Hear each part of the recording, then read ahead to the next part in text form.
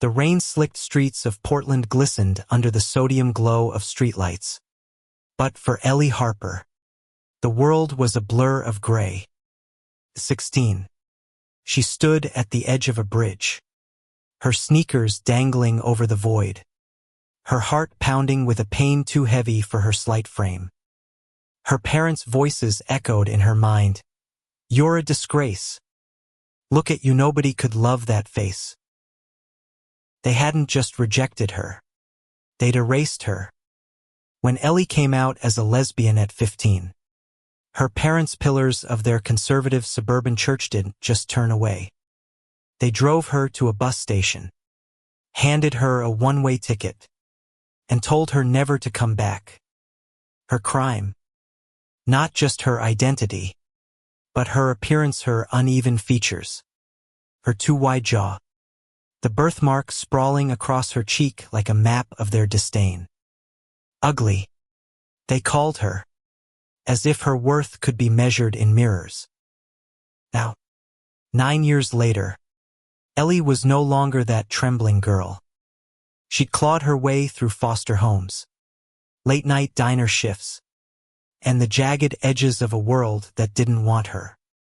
At 25, she stood taller, her short, dark hair framing a face that had grown into its own kind of beauty, one forged in defiance.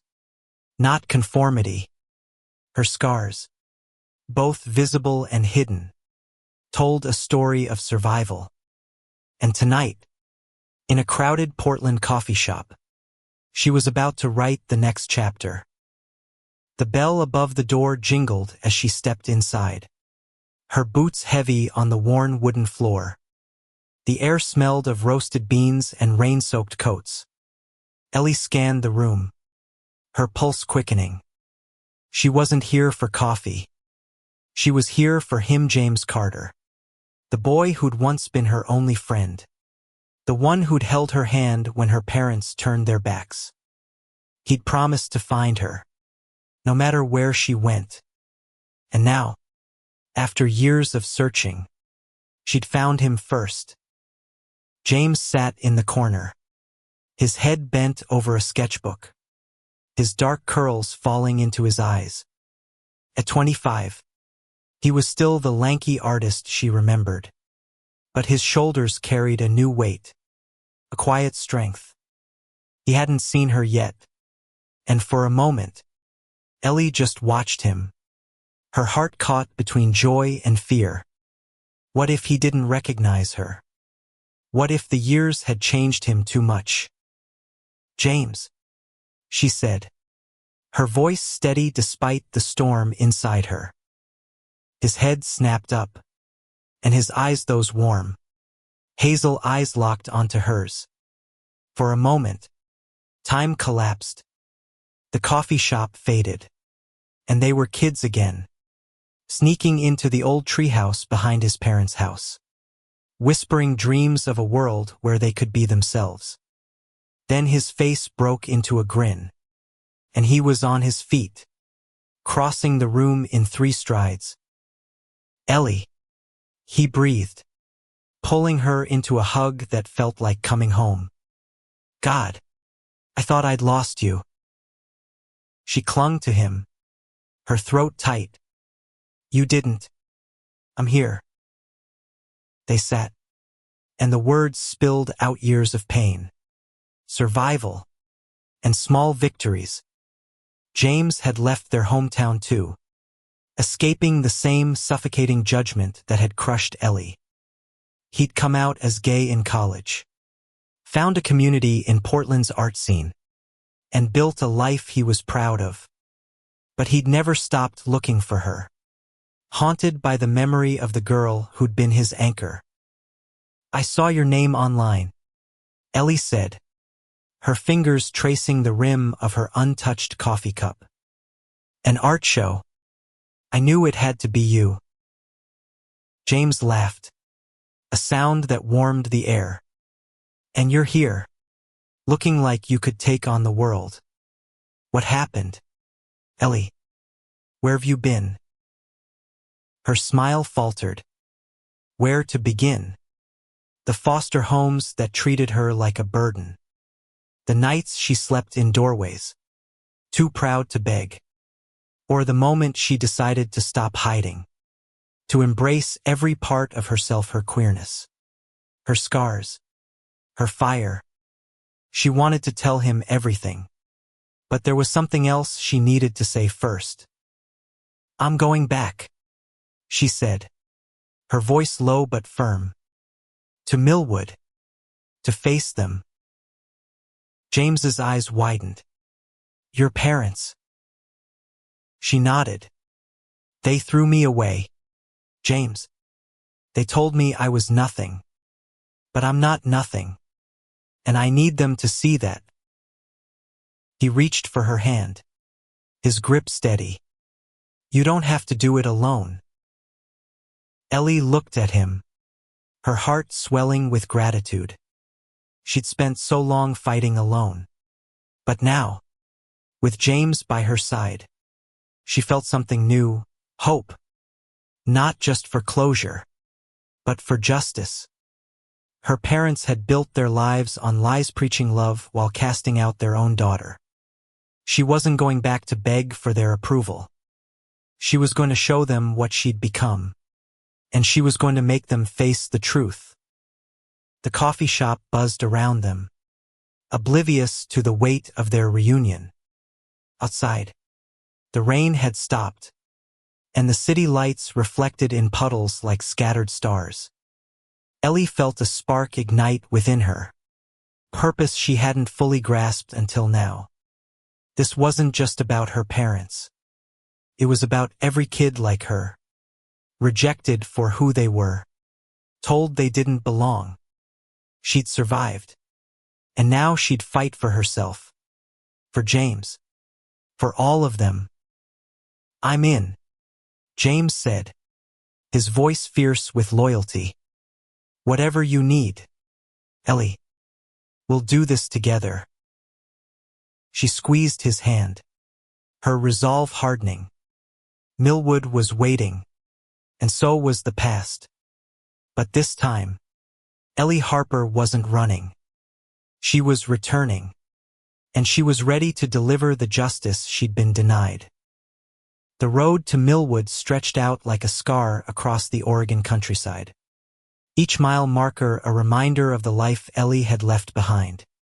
She sat in the passenger seat of James's beat-up hatchback, the hum of the engine mingling with the quiet tension between them. They'd spent the past week planning this trip.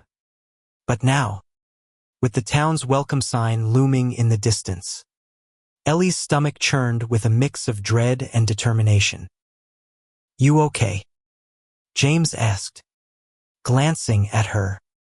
His hands gripped the steering wheel a little too tightly, betraying his own nerves. Ellie nodded, though her throat felt tight. "Just remembering." She stared out the window at the rolling hills, their green slopes deceptively peaceful. Millwood was a small town, the kind where everyone knew your name and your sins.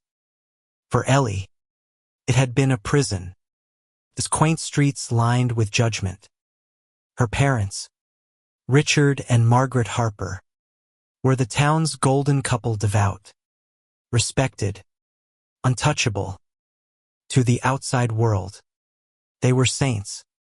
To Ellie, they were the architects of her exile. "Do you think they'll even recognize you?" James asked, his voice gentle. Ellie touched the birthmark on her cheek, a habit she'd never broken. "They'll recognize me, and they'll hate that I'm back." The plan was simple but audacious. Ellie had spent years piecing together the truth about her parents' hypocrisy. Through online forums and hushed conversations with old neighbors, she'd learned they hadn't just abandoned her, they'd lied to the town, claiming she'd run away to live in sin. They'd used her absence to fuel their church's crusade against deviant lifestyles, turning her pain into their platform. Now, Ellie was going to confront them at the annual Millwood Unity Festival, where her father would be delivering the keynote speech. She'd stand before the town and expose their lies, not just for herself, but for every kid they'd condemned in the name of righteousness. James pulled into a gas station just outside town, the neon sign flickering in the dusk. "Last chance to turn back," he said, half joking. Ellie managed a small smile. "No way. I've waited too long for this." They checked into a small motel, its faded curtains and musty carpet a stark contrast to the polished image of Millwood. Over cheap takeout, they mapped out the details. James had connections in Portland's activist community, and he'd rallied a small group to join them at the festival. They'd carry signs, share stories, and amplify Ellie's voice. It wasn't just a confrontation, it was a reckoning. That night, Ellie couldn't sleep. She lay on the lumpy motel bed, staring at the ceiling, her mind replaying the day her parents drove her away. She'd begged them to let her stay, tears streaming down her face. But her mother's eyes had been cold. Her father's voice like steel. "You're not our daughter anymore." The memory burned, but it also fueled her.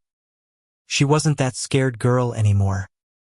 She'd built a life, friends, a job at a community center, a sense of self that no one could take away. And she'd found love, though not the kind she'd expected. Her thoughts drifted to Riley, the woman she'd met 2 years ago at a Portland Pride event. Riley was fierce and funny, with a laugh that could light up a room and a heart that refused to break. They'd been together for a year now, and though Riley had wanted to come to Millwood, Ellie had asked her to stay behind. This was something she needed to face with James, the one who'd known her before she became herself. But Riley's voice lingered in her mind. A steady anchor. "You're stronger than they ever gave you credit for." The next morning, Ellie and James drove into Millwood. The town hadn't changed much. Same white church steeple, same tidy lawns, same whispers behind closed doors. The festival was already in full swing, with banners proclaiming unity in faith strung across Main Street. Ellie's heart pounded as they parked near the town square, where a stage had been set up for her father's speech. "You ready?" James asked, his hand on her shoulder. Ellie took a deep breath, her eyes fixed on the stage. "Let's do this." The crowd was a sea of familiar faces, neighbors, old classmates, people who'd once smiled at her before turning away. She spotted her parents near the stage, her father in a crisp suit, her mother in a pastel dress, both radiating false warmth. Ellie's hands clenched into fists. This was the moment she'd been building toward for 9 years. As her father stepped up to the podium, his voice booming about love and redemption, Ellie felt a surge of adrenaline. She pushed through the crowd, James at her side, their allies fanning out with signs that read "Truth over lies" and "Love is not a sin." The murmurs started, heads turning, eyes narrowing. Richard Harper's voice faltered as he saw her, his daughter, standing tall in the heart of his perfect town. "Dad," Ellie said, her voice carrying over the crowd. "It's time we talked." The square fell silent, every eye on her. This was her moment, and she wasn't backing down. The air in Millwood's town square felt electric, charged with the weight of Ellie's words. Richard Harper stood frozen at the podium, his carefully rehearsed speech crumbling under the gaze of his daughter. Margaret, beside him, clutched her purse, her face a mask of shock and fury. The crowd's murmurs grew louder, a mix of confusion and curiosity. as Ellie stepped closer to the stage, her voice steady but blazing with emotion. "I was 16 when you threw me out," she said, her words cutting through the warm September air. "You told me I was ugly, unlovable, a mistake. You told this town I ran away. But that's a lie. You abandoned me because I'm gay. Because I didn't fit your perfect image." Gasps rippled through the crowd. Some faces softened with sympathy. Others hardened with judgment. Ellie didn't care. She wasn't here for their approval, she was here for the truth.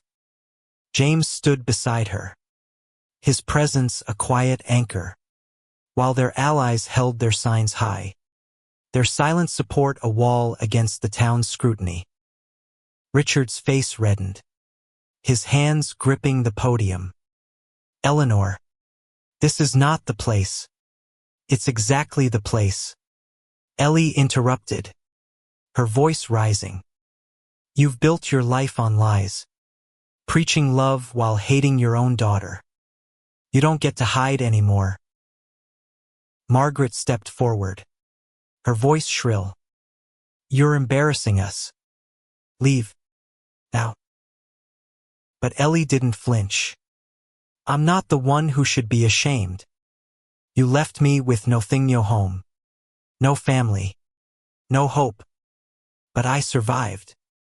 I found people who love me for who I am, not who you wanted me to be. And I'm here to make sure no other kid in this town suffers like I did." The crowd was splitting, now some shouting support, others hurling insults. An older woman, Mrs. Callahan, who'd once baked cookies for Ellie, stepped forward, tears in her eyes. "I didn't know," she whispered. "We didn't know." "That's why I'm here," Ellie said, softer now, addressing the crowd. "You've all been lied to. My parents used my pain to fuel their crusade, to make you fear people like me. But I'm not a sin. I'm not a mistake. I'm your daughter, your neighbor, your friend, and I deserve to be seen." James squeezed her arm, his eyes shining with pride. Their allies began chanting, "Truth over lies." The words grew louder, drowning out the hecklers. Richard's face twisted with rage, but he couldn't stop the tide. The town was listening, and for the first time, Ellie felt the weight of their gaze not as judgment, but as possibility. Then, a voice cut through the chaos, a young girl, no older than 16, pushing through the crowd. Her hair was dyed blue, her eyes wide with fear and defiance. "I'm like you," she said, her voice trembling. "My parents, they don't understand either." Ellie's heart clenched. She saw herself in the girl's eyes, the same desperation she'd felt at that age. She stepped down from the stage, ignoring her parents' glares, and took the girl's hands. "You're not alone," she said. "You don't have to be afraid." The girl, her name was Mia, broke into sobs, and Ellie pulled her into a hug. The crowd watched, some in silence, others whispering. Ellie could feel the shift, the crack in Millwood's perfect facade. This wasn't just her fight anymore. It was Mia's, and every other kid who'd been told they didn't belong. James leaned in, his voice low. "You're doing it, Ellie. You're changing things." But the moment was shattered by Richard's voice, booming from the stage. "This is a disgrace. You're all being deceived by this sinner."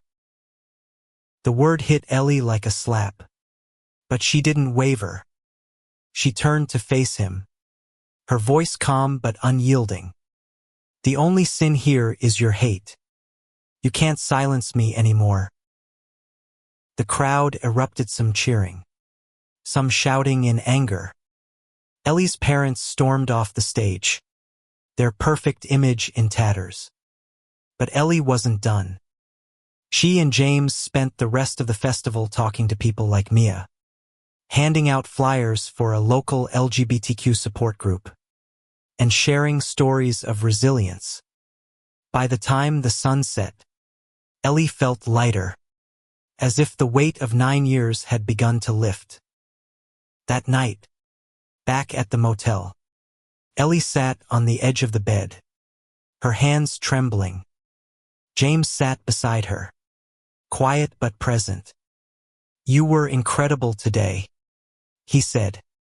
"You gave that girl hope. You gave me hope." Ellie smiled, though her eyes were wet. "I didn't expect it to feel like this. Like, I'm finally free." But freedom came with a cost. The next morning, Ellie woke to a flood of messages, some supportive, others vicious. Her parents had rallied their church allies, spreading lies about her disruptive stunt. The battle wasn't over. If anything, it was just beginning. The fallout from the festival spread like wildfire through Millwood. By morning, Ellie's confrontation was the talk of the town, shared in hushed tones at diners and shouted in heated church meetings. Social media buzzed with hashtags Ellie Harper and truth over lies trending locally. Some posts praising her courage, others condemning her as a troublemaker. Ellie scrolled through her phone, her jaw tight, as she read the vitriol from strangers who'd once been neighbors. "They're calling me a liar," she said, tossing her phone onto the motel bed. "They're saying I made it all up to ruin my parents' reputation." James looked up from his sketchbook, his pencil pausing. "They're scared. Ellie, you shook their world. People don't like that." She paced the small room, her boots thudding against the carpet. "I didn't come here to start a war. I just wanted them to see me." "You did more than that," James said, setting his sketchbook aside. "You gave people like Mia a voice. That's bigger than your parents' lies." Mia. The thought of the blue-haired girl steadied Ellie's racing heart. After the festival, Mia had stayed in touch, texting Ellie about her own struggles, parents who prayed over her, trying to fix her. Ellie had promised to help, connecting her with the Portland support group. But Mia's courage had sparked something else in Aaliyah's realization that this fight wasn't just about her past. It was about the future, about making Millwood a place where kids like Mia could be themselves without fear. "We need to keep going," Ellie said, her voice firm. "The festival was just the start. My parents are doubling down, and they've got the church behind them. We need to show the town there's another way." James nodded, his eyes bright with determination. "What's the plan?" Over the next few days, Ellie and James worked tirelessly. They met with local activists who'd driven in from Portland, organizing a community meeting at a small library on the edge of town. They printed flyers, posted on social media, and reached out to anyone who'd shown support at the festival. The meeting would be a safe space for people to share their stories, to challenge the town's rigid beliefs, and to build a network of allies. But Millwood wasn't ready to change without a fight. The night before the meeting, Ellie and James arrived at the library to find the windows smeared with hateful graffiti. "Sinners out," and "No place for your kind." Ellie's stomach twisted, but she refused to let it stop her. She and James spent hours scrubbing the windows clean, their hands raw by the time they finished. "They're trying to scare us," James said, wiping sweat from his brow. "Let them try," Ellie replied, her voice fierce. "I've been scared before. I'm not anymore." The community meeting drew a small but diverse crowd: teenagers, parents, even a few older residents who'd begun questioning the church's teachings. Mia was there, sitting in the front row, her eyes wide with hope. Ellie stood at the front of the room, her heart pounding but her voice steady. "Thank you for coming," she began. "I know it's not easy to be here. Some of you know what it's like to feel like you don't belong, to be told you're wrong just for being who you are. I'm here to tell you that you're not alone. And you're not wrong." One by one, people shared their stories: a mother who'd lost her son to conversion therapy, a teenager hiding their identity from their family, a retired teacher who'd been silenced for questioning the church. Each story was a thread, weaving a tapestry of pain and resilience. Ellie listened, her heart aching but also swelling with pride. This was what she'd come back for, not just to confront her parents, but to build something better. As the meeting ended, Mia approached Ellie, her hands twisting nervously. "I told my parents I'm not going to their church anymore," she said. "They're furious, but I feel free." Ellie hugged her, tears stinging her eyes. "You're so brave, Mia. We've got your back." But the victory was short-lived. That night, Ellie received a message from an anonymous number: "Leave Millwood, or you'll regret it." The words sent a chill down her spine, but she showed the message to James, her resolve hardening. "They're not stopping us," she said. "Not now. Not ever." James nodded, but his eyes were worried. "Just be careful, Ellie. They're not just angry. They're desperate." As they prepared for the next steep public march through Millwood, Ellie knew the risks were growing. Her parents and their allies were powerful, and they weren't going to let their control slip without a fight. But Ellie was ready. She'd faced worse than their hate, and she wasn't alone anymore. The march was set for Saturday, a bold statement in the heart of Millwood. Ellie and James spent the week rallying support, their small group of allies growing as word spread. They designed banners with messages of love and inclusion, and Ellie worked with Mia to create a speech that would resonate with the town's youth.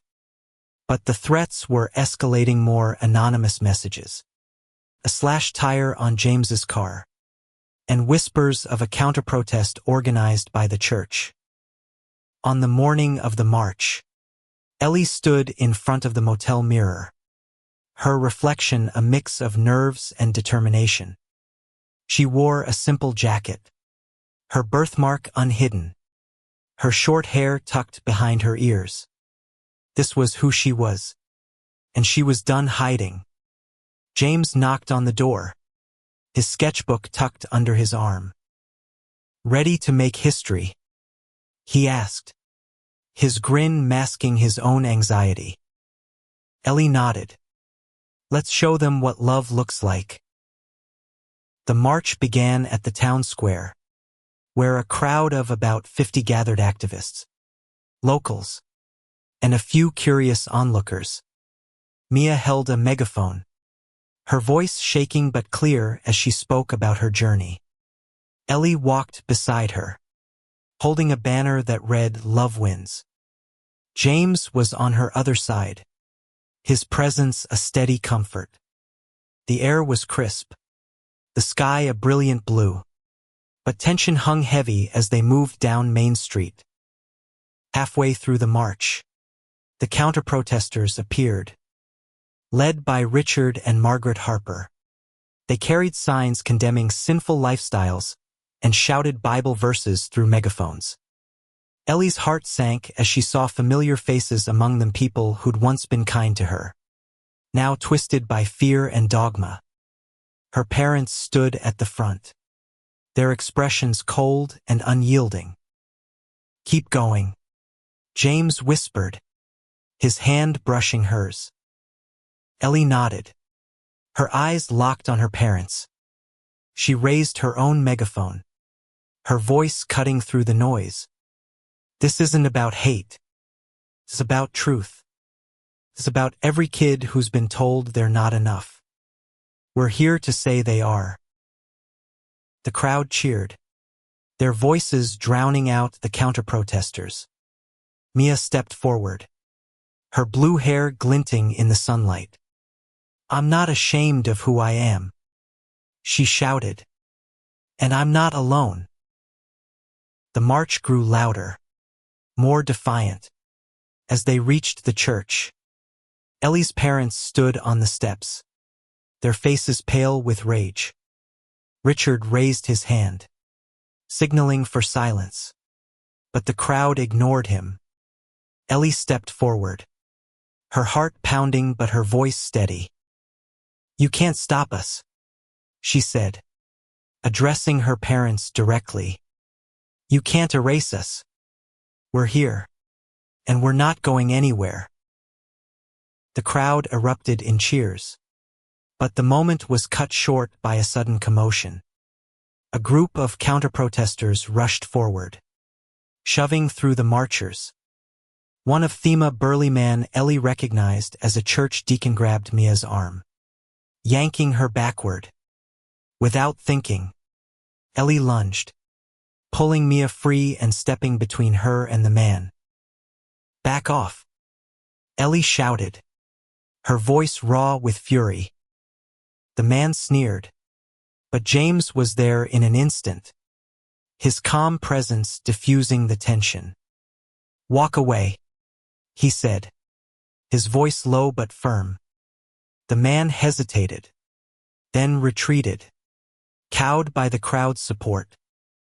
The police arrived, dispersing the counter-protesters and ensuring the march could continue. By the time they reached the town square again, the energy had shifted. People were talking, sharing stories, hugging strangers. Ellie saw Mrs. Callahan from the festival, now holding a sign that read, "I stand with Ellie." Tears welled in Ellie's eyes as she realized the tide was turning. That night, Ellie and James sat on the motel roof, the stars bright above them. "We did it," Ellie said, her voice soft. "We actually did it." James smiled, his hand resting on hers. "You did it. I'm just the sidekick." Ellie laughed, but her heart was heavy. The march had been a victory, but her parents were still out there, their influence still strong. She knew they wouldn't give up easily. And then there was Mia, who'd gone home to face her own parents' wrath. Ellie felt a responsibility to protect her, to protect all of them. "We're not done," she said, her voice firm. "This is just the beginning." James nodded, his eyes reflecting the starlight. "Whatever comes next, we're in it together." The days after the march were a whirlwind. Ellie and James stayed in Millwood, working with local allies to establish a permanent support group for LGBTQ youth. The library became their base, a safe haven where kids like Mia could find community. But the backlash was relentless.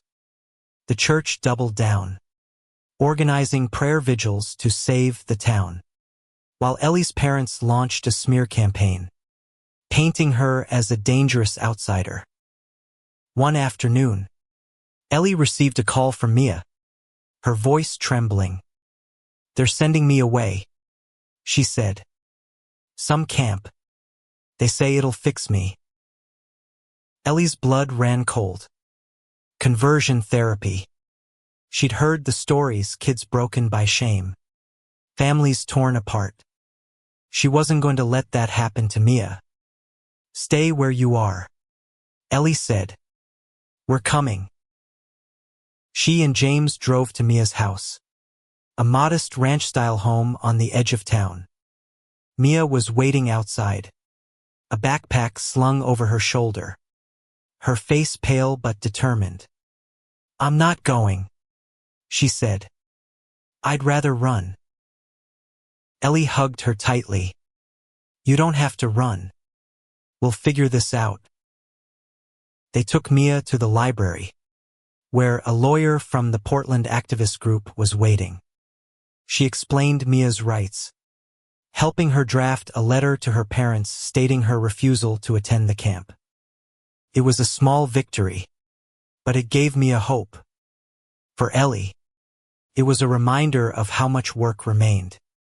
Conversion therapy was still legal in parts of Oregon, and her parents' church was a hub for its advocates. That night, Ellie sat with James and Mia, planning their next move. "We need to go bigger," Ellie said. "The church is the heart of this. If we can expose their ties to conversion therapy, we can hit them where it hurts." James nodded, his sketchbook open to a drawing of the march. "We've got the town's attention. Now we need evidence." They spent the next week digging. Ellie reached out to former church members, people who'd left after questioning its teachings. One of them, a woman named Sarah, had worked as a secretary for the church and had seen documents linking it to a conversion therapy network. She was hesitant but agreed to meet Ellie in secret. The meeting took place in a diner outside town, the air thick with the smell of grease and coffee. Sarah slid a folder across the table, her hands shaking. "This is everything I could find," she said.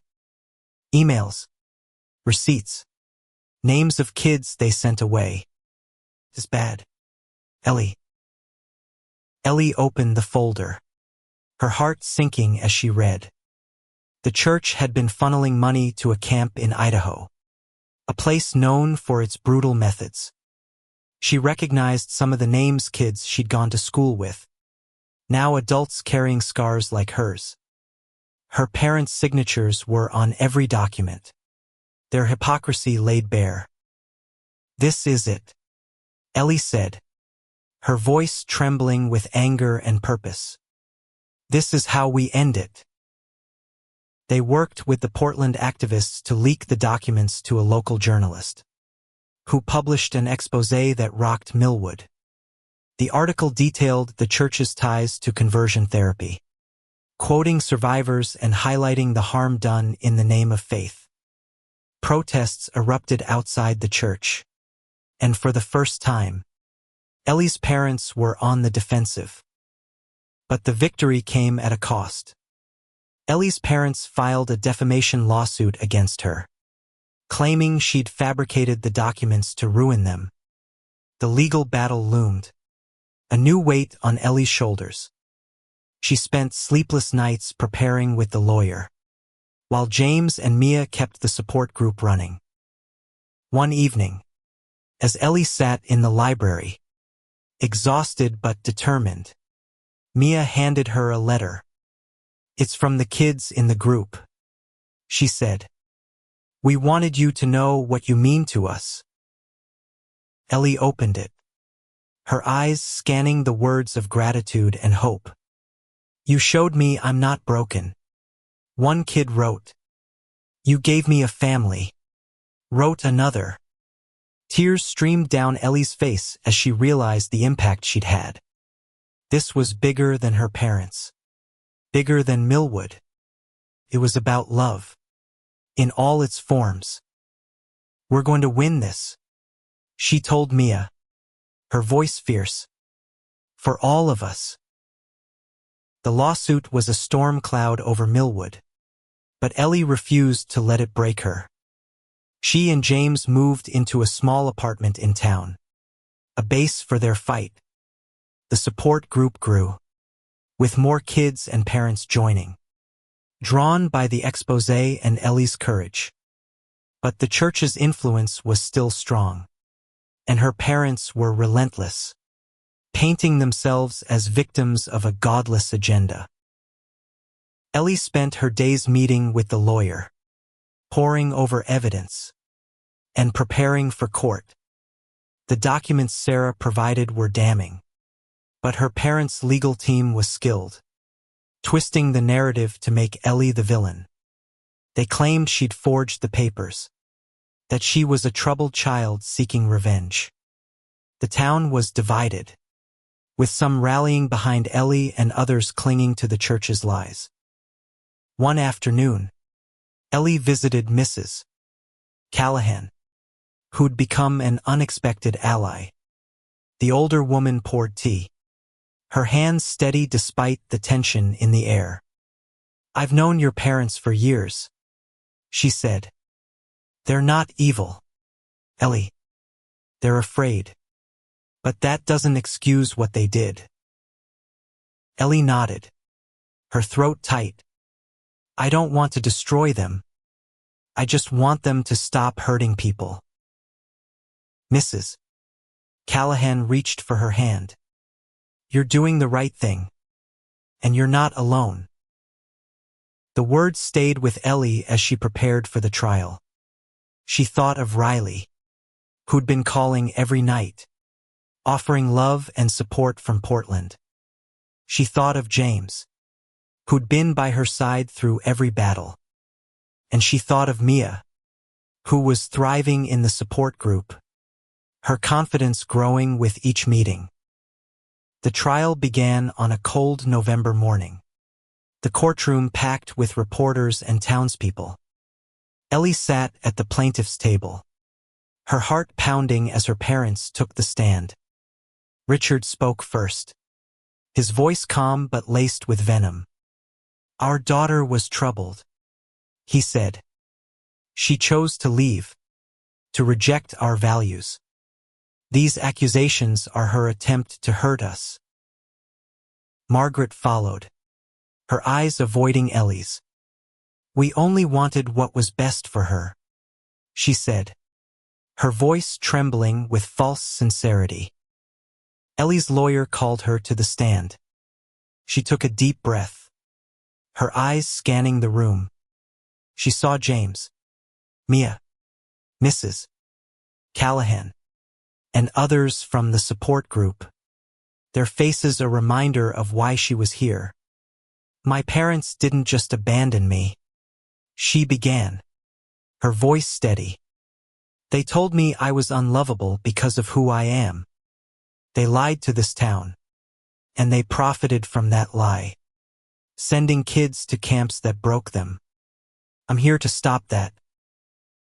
She presented the documents, her voice unwavering as she described the pain of her exile, the years of rebuilding herself, and the hope she'd found in community. The courtroom was silent, the weight of her words sinking in. Even the judge, a stern older man, seemed moved. The trial stretched on for days, each side presenting witnesses and evidence. Survivors of the conversion camp testified, their stories echoing Ellie's own pain. The church's influence began to crumble as the truth came to light. By the time the judge delivered his ruling, Millwood was holding its breath. "The defendants are found liable for defamation and emotional distress," the judge said. "The evidence clearly shows their involvement in harmful practices, and their actions against Ms. Harper were unjust." The courtroom erupted, some cheering, others shouting in anger. Ellie felt a wave of relief, but also a strange sadness. She'd won, but her parents were still her parents, and part of her grieved the family she'd never had. Outside the courthouse, James hugged her tightly. "You did it, Ellie. You changed everything." Mia ran up, tears in her eyes. "Thank you," she whispered. "You saved me." Ellie hugged them both, her heart full. The fight wasn't over. But for the first time, she felt like she'd reclaimed her place in the world. The trial's aftermath was a quiet revolution in Millwood. The church lost members, its leaders forced to issue a public apology. The support group Ellie and James had built became a cornerstone of the community, a place where kids like Mia could find acceptance. Ellie's parents retreated. Their influence diminished, though they never reached out to her. Part of her had hoped for reconciliation, but she knew some wounds were too deep to heal. Spring came, bringing warmth to the town. Ellie and James stood in the town square, watching as the support group hosted its first Pride event. Rainbows adorned the streets, and laughter filled the air. Mia was there, her blue hair brighter than ever, leading a group of teens in a dance. Mrs.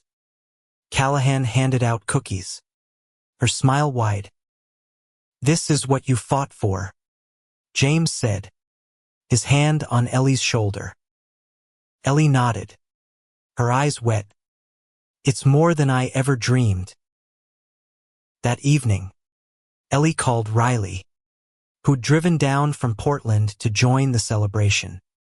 They sat on a bench, watching the sunset, their hands entwined. "I'm proud of you," Riley said, her voice soft.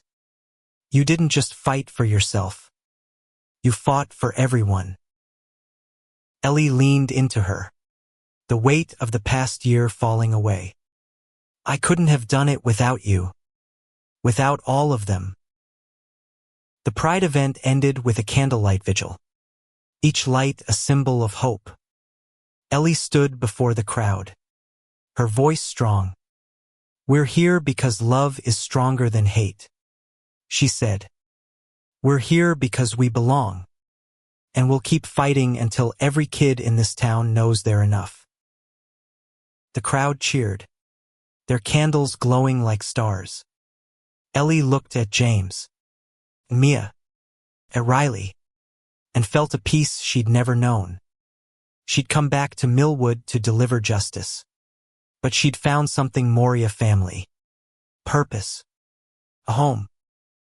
As the vigil ended, Ellie walked through the square, her heart full.